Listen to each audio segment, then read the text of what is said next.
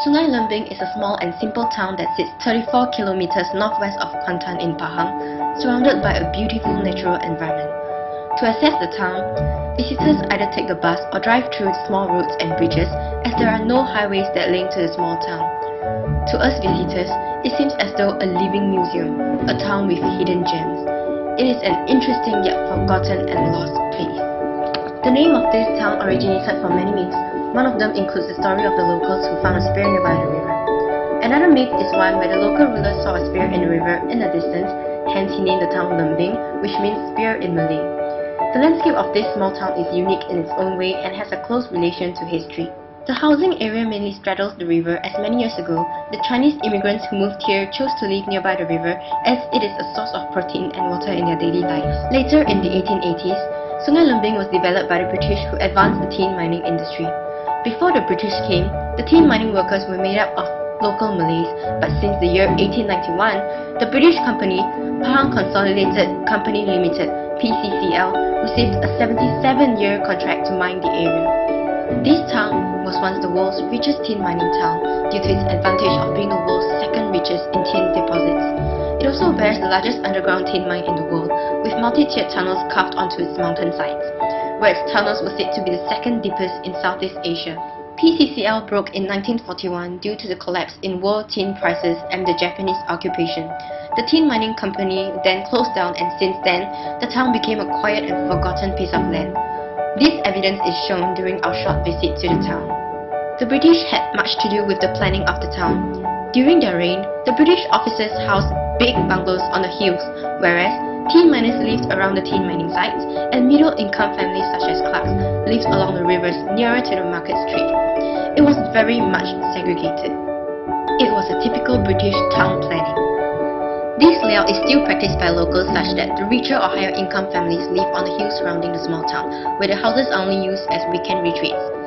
Middle-income families either live there and go out of town to work, or live away from home.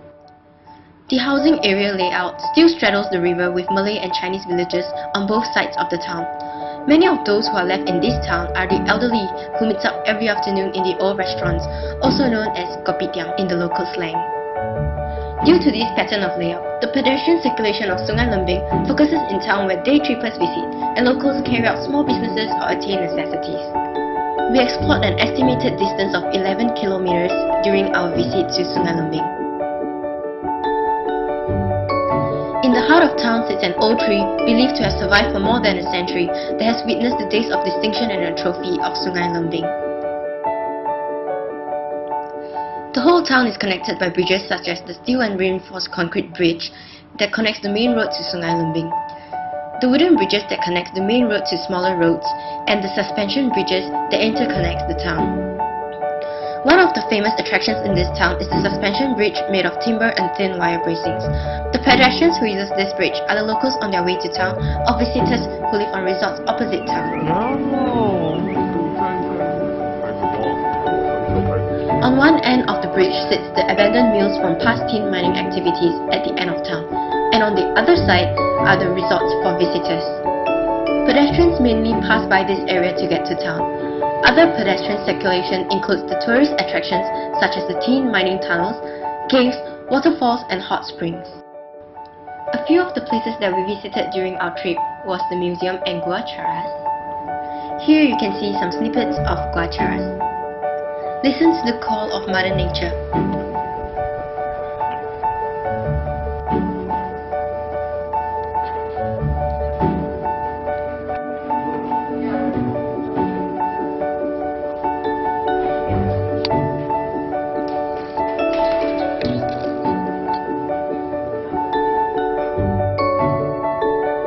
We also visited Bukit Panorama, which is a popular tourist attraction for watching the sunrise.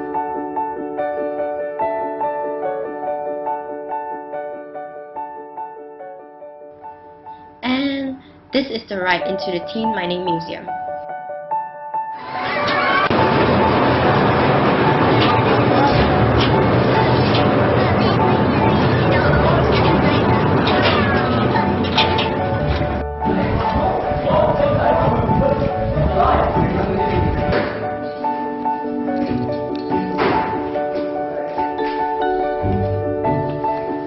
The main mode of transport in this town is motorcycling or walking as a result of the topography of the town and lack of transport facilities such as petrol stations.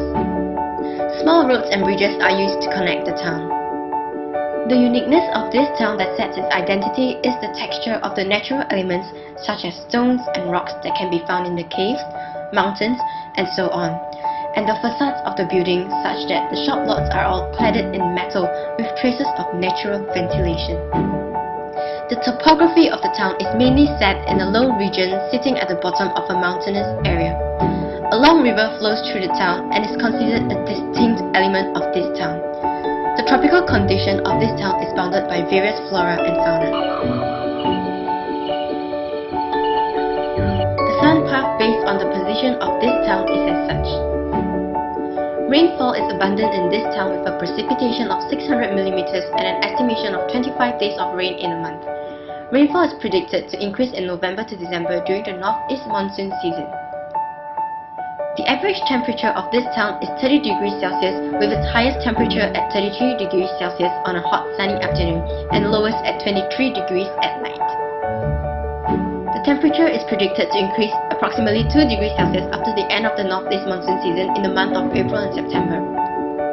The typical wind speed in this town is about 10 km per hour.